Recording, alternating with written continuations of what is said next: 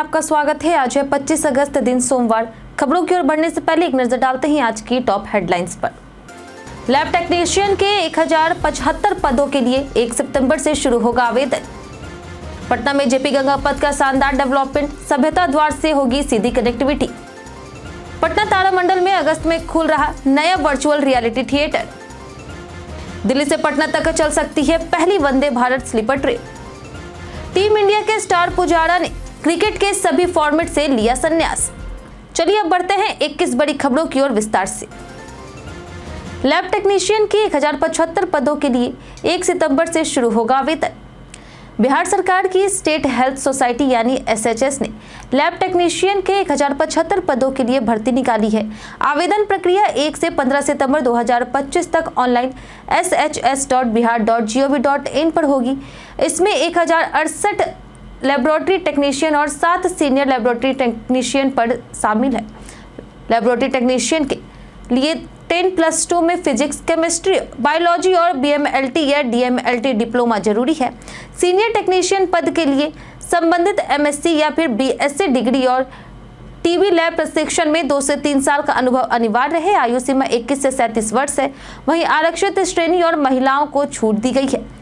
वेतन senior technician के 24,000 प्रति माह है, जबकि टेक्नीशियन के 15,000 प्रति माह है।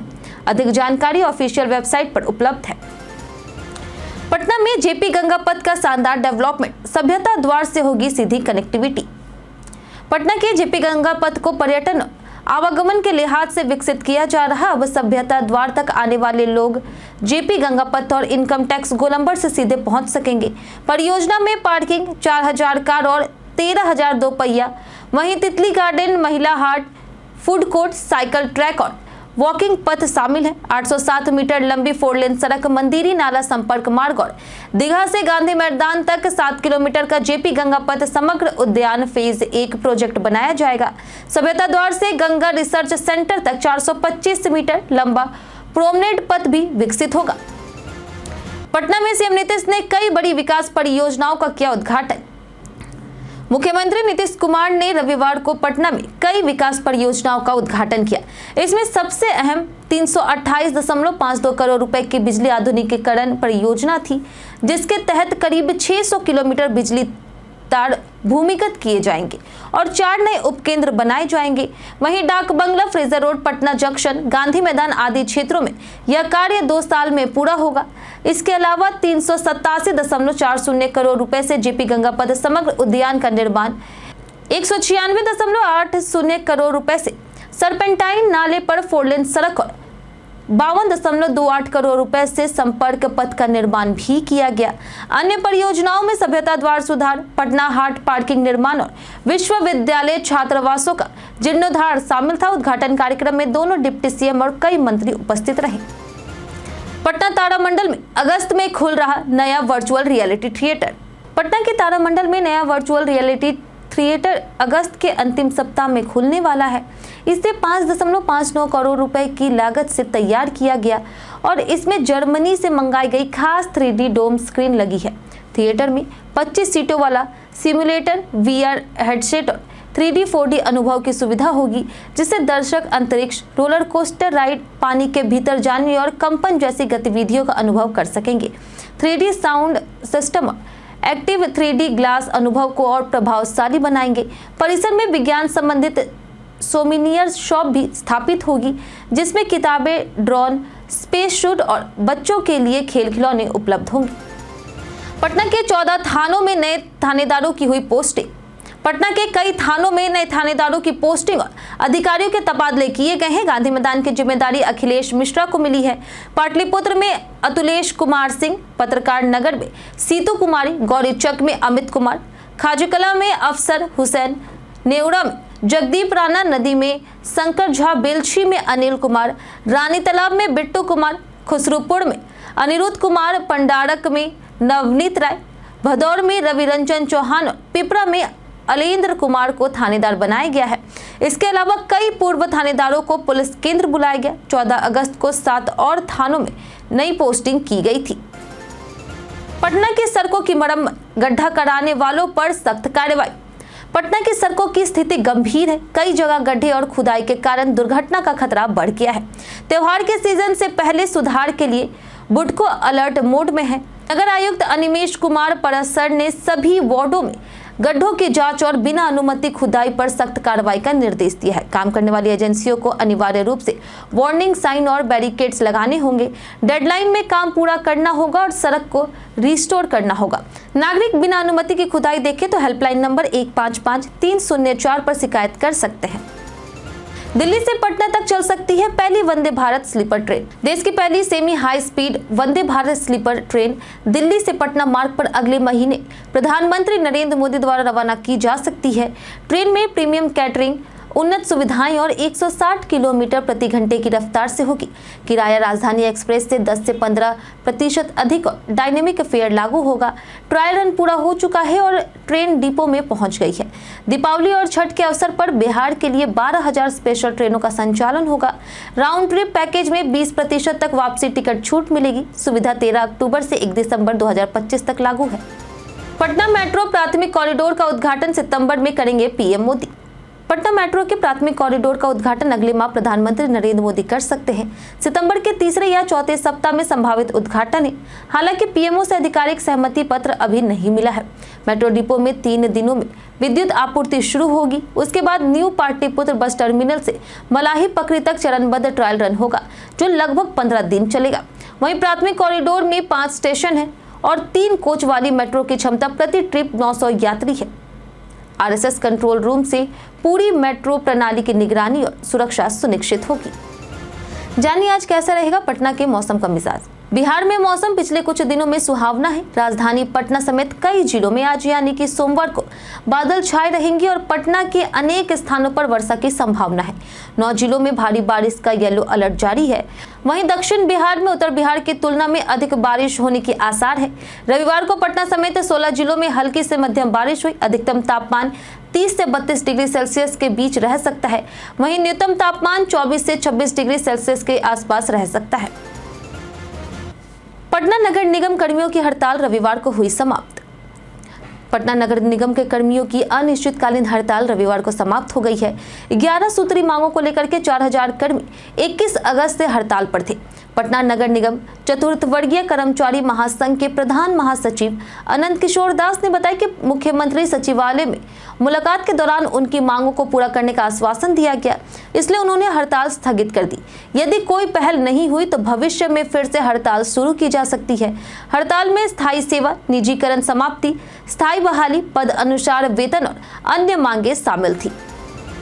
पटना में रियल एस्टेट घोटाले, करोड़ों रुपए की ठगी आई सामने। पटना में रियल एस्टेट और निजी कंपनियों से जुड़े कई घोटाले सामने आए हैं, जिसमें लोगों से करोड़ों रुपए ठगे गए। बाईपास थाने में नालंदा निवासी नीतू कुमारी ने 28.13 लाख रुपए डुप्लेक्स के नाम पर दिए, लेकिन मकान नहीं मिला। बोरिंग रोड में एक कंपनी के 2 कर्मियों ने 1.07 करोड़ रुपए का गबन किया। वहीं शिवपुरी में जमीन के नाम पर 14.70 लाख रुपए हड़प लिए गए। वहीं बहादुरपुर में रिटायर्ड प्रधानाध्यापक डॉक्टर रामानुज शर्मा ने 26 लाख रुपए की ठगी का मामला दर्ज कराया। पुलिस ने सभी मामलों में जांच शुरू कर दी है। 31 अगस्त तक चलेगा दिव्य कला मेला। पटना के गांधी मैदान में दिव्य कला मेला का शुभारंभ किया गया, जिसका उद्घाटन राज्यपाल आरिफ मोहम्मद खान, केंद्रीय मंत्री वीरेंद्र कुमार, सांसद रविशंकर प्रसाद और मंत्री मदन सहनी ने किया। यह मेला 31 अगस्त 2025 तक चलेगा और इसमें देश भर के 100 दिव्यांग कारीगर और कलाकार 20 राज्यों या फिर केंद्र शासित प्रदेशों का प्रतिनिधित्व कर रहे हैं।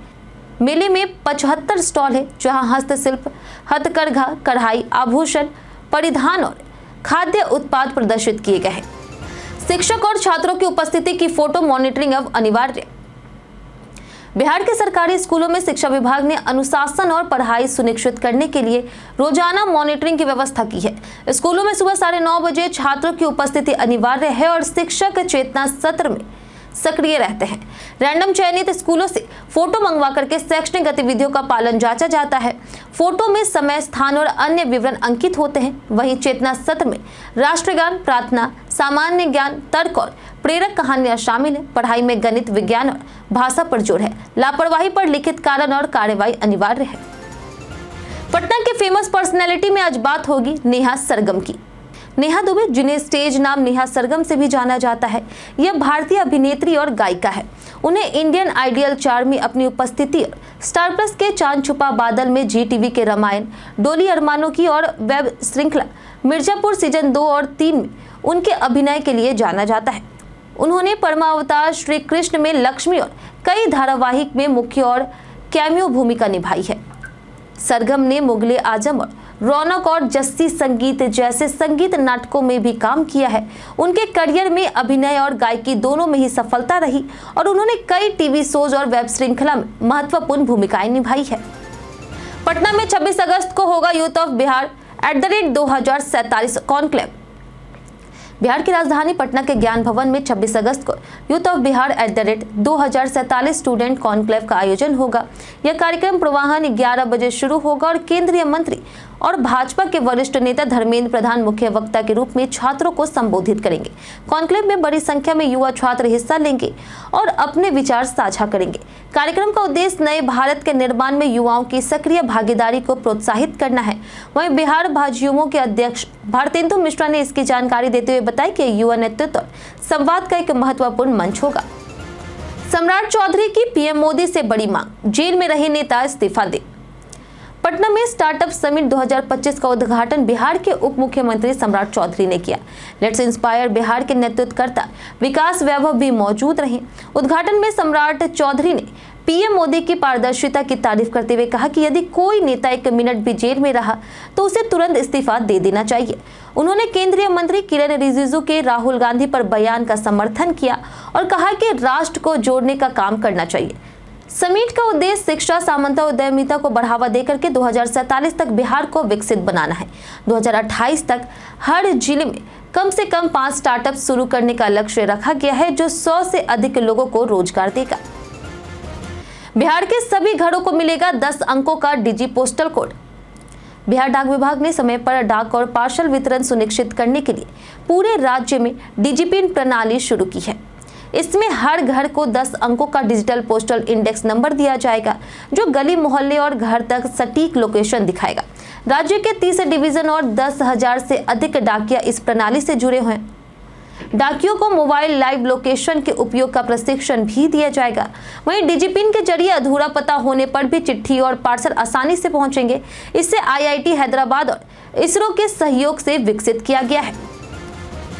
टीम इंडिया के स्टार पुजारा ने क्रिकेट के सभी फॉर्मेट से लिया संन्यास। टीम इंडिया के स्टार बल्लेबाज चेतेश्वर पुजारा ने 24 अगस्त को सभी क्रिकेट फॉर्मेट से संन्यास की घोषणा की। 37 वर्षीय पुजारा ने सोशल मीडिया पर लंबा पोस्ट शेयर कर भारतीय जर्सी पहनने और मैदान पर सर्वश्रेष्ठ प्रदर्शन करने के अनुभव को याद किया है। उन्होंने 103 टेस्ट मैचों में 7,195 रन बनाए, जिनमें से 19 शतक और 35 अर्धशतक शामिल है। पुजारा ने 2010 में ऑस्ट्रेलिया के खिलाफ टेस्ट और 2013 में जिम्बाब्वे के खिलाफ वनडे डेब्यू किया था। उनका आखिरी अंतर्राष्ट्रीय मुकाबला 2023 में वर्ल्ड टेस्ट चैंपियनशिप फाइनल में ऑस्ट्रेलिया के खिलाफ हुआ था। अब हर शनिवार अंचल कार्यालय में होगा भूमि विवादों का समाधान। बिहार सरकार ने भूमि विवादों के समाधान को तेज और पारदर्शी बनाने के लिए बड़ा कदम उठाया है। अब हर शनिवार अंचल कार्यालय में विशेष बैठक होगी, जिसमें राजस्व और प्रशासनिक स्तर पर विवादों का संयुक्त समाधान किया जाएगा। इससे पीड़ितों को थाने के चक्कर नहीं लगाने पड़ेंगे। स्थल भ्रमण आवश्यक होने पर थाने और अंचल अधिकारी दोनों उपस्थित होंगे। विवाद भू समाधान पोर्टल पर दर्ज होंगे और सभी मामलों को पहले ऑफलाइन फिर पोर्टल पर अपलोड किया जाएगा। नया सिस्टम सभी विवादों का एकीकृत, तेज और पारदर्शी समाधान सुनिश्चित करेगा। कई कारणों से दर्ज है भारत के इतिहास में आज की तारीख। आज का इतिहास कई महत्वपूर्ण घटनाओं और व्यक्तियों से जुड़ा है। 1957 में भारतीय पोलो टीम ने विश्व कप जीतकर देश का गौरव बढ़ाया। 1962 में फिल्म अभिनेता राजीव कपूर का जन्म हुआ, जो राज कपूर के पुत्र थे। 1969 में प्रसिद्ध क्रांतिकारी और भारतीय शायर मखदूम मोहिउद्दीन का निधन हुआ। 1972 में साहित्यकार और राष्ट्र सेवी हरिभाऊ उपाध्याय का निधन हुआ। 2008 में प्रसिद्ध उर्दू कवि अहमद फराज और 2012 में अंतरिक्ष यात्री नील आर्मस्ट्रांग का निधन हुआ, जिन्होंने चांद पर पहला कदम रखा। बीते दिनों जिन्होंने हमारे वीडियो पे लाइक और कमेंट किए हैं, उनके नाम है नेहा कुमारी, अमरजीत कुमार, अल्पेश राज, पंटू शर्मा, अनुपमा और संजीव कुमार। इसी के साथ बढ़ते हैं आज के सवाल की ओर। और आज का सवाल है, क्या आप मानते हैं कि पिछले 5 साल में पटना में सार्वजनिक सुविधाओं में सुधार हुआ है? आप अपना जवाब हमें हमारे कमेंट सेक्शन में लिखकर जरूर बताएं। आज के लिए इतना ही। पटना की तमाम खबरों के साथ बने रहने के लिए देखते रहे प्योर पटना। और साथ ही अगर आप यूट्यूब चैनल पर देख रहे हैं तो चैनल को सब्सक्राइब करें, और अगर आप फेसबुक पेज पर देख रहे हैं तो लाइक और फॉलो जरूर करें।